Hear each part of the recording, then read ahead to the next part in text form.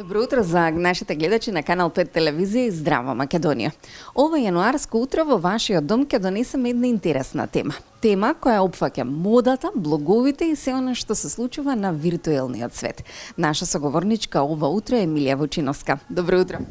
Добро утро на сите гледачи на вашата емисија. Се надевам дека ќе уживаат во следните неколку минути кога ќе зборуваме за една од најубавите теми за жените, модата. Емилија, пред се уживање да се следи оно што вие го правите на социјалните мрежи, а започнавте со еден блог. Па како новинар по вокација, пишувањето го обединивте и започна приказната во виртуелниот свет? Може би не беше толку врзано пишувањето на блогот со мојата професија, новинарството, ама секако имаат двете или допирни точки. Мојата љубов кон пишувањето, бидејќи претходно како новинар пишував текстови од полето на културата и правев рецензии за филмови, музика и театар, некако следствено ми дојде, бидејќи љубовта кон модата од најмали нозе ја носам во себе, ми дојде следствено да и интересно во тоа време 2013 година кога го отворив блогот да почнам со еден нов ниш во мојот живот и да ги едуцирам и се надевам да ги инспирирам сите млади жени и девојки во однос на како да се облечат, што е трендовски во моментот, како да искомбинираат одредени парчиња на облека и се што опфаќа модата како тема. Колку сакате, бидејќи сте од Македонија, од тука живеете, растете и сте родени, сакате да вметнете и парче од македонски дизајнери, колку македонските дизајнери го имаат чувството и потребата да бидат комбинирани со останати парчиња гардероба? Па да речеме, јас и уште неколку колешки од тоа време блогерки бевме предвесници на соработките со македонските дизајнери и дизајнерки. Еве ден денес сме едни од ретките кои што и на модните недели кои што се случуваат кај нас, а и на модни настани кои што се прават во, конкретно ќе кажам во Скопје, бидејќи сепак сум стационирана во Скопје.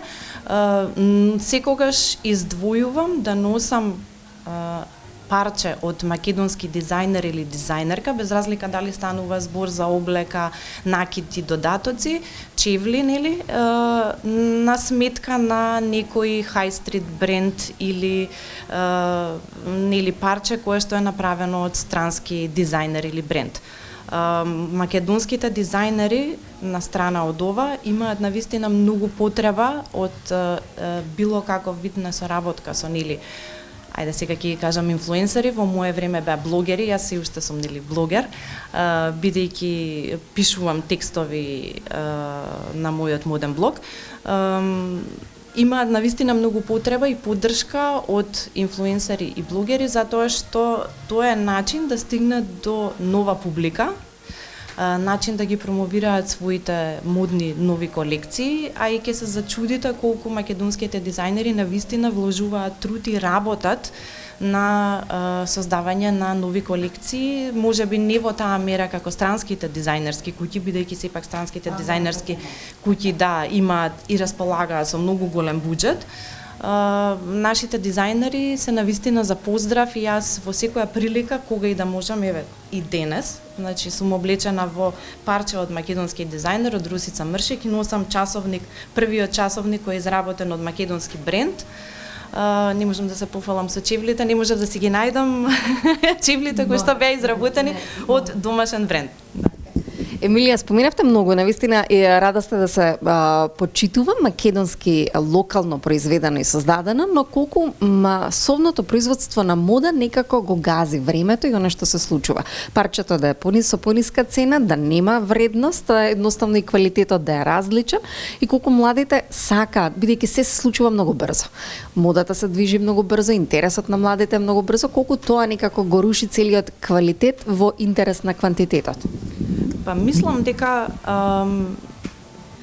брзата мода денес работи со брзина на светлината. Се што може да видите трендовско, односно се што се најавува и наговестува како тренд за следната година или за следната сезона, се прави навистина во рекордно време, затоа што капацитетите за производство на овие high street брендови се навистина големи.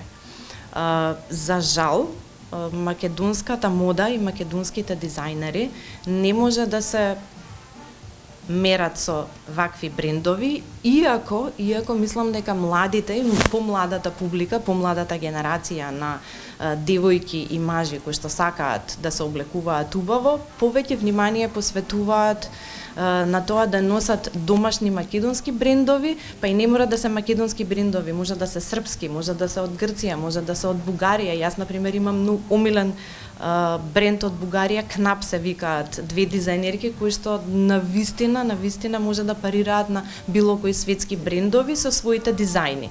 На страна од тоа и нашите домашни дизајнери, веќе ги издвојам Росица Мршик и Јована Филиповиќ, кои што навистина Мите Занов, да не го заборавам, тој ми е еден од омилените машки дизајнери кај нас, навистина може да им парираат на светските брендови, иако, повторно ќе кажам, на сметка на тоа што се нема поголем буџет за овие, за создавање на нови креации и нови колекции, се лимитирани во изработката и во начинот на представување на своите колекции. Ви благодарам. А вам ви благодарам што секогаш сте на Канал 5 телевизија. Се надевам дека бар малку ви инспириравме, мотивиравме или во најмала рака да се нурнете во некој од македонските дизајнери, да ги посетите или да го посетите оно што Емилија го прави на социјалните мрежи, да ви инспирират секојдневно и не секојдневно во спојувањето на различни модни парчиња. Останете и натаму на Канал 5.